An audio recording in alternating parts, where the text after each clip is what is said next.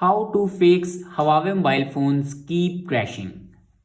So let's start the video. First of all, close all the background apps. For closing all the background apps, then open all background apps. Now here you can close all the background apps. After that, restart your device.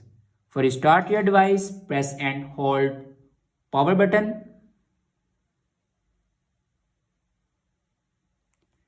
and then click on restart.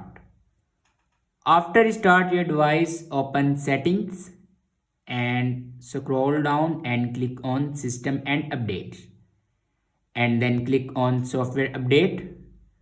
Now here you can check your latest version will be updated or not.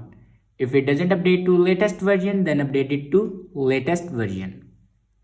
Now go back and click on reset and then click on reset all settings and again click on reset all settings.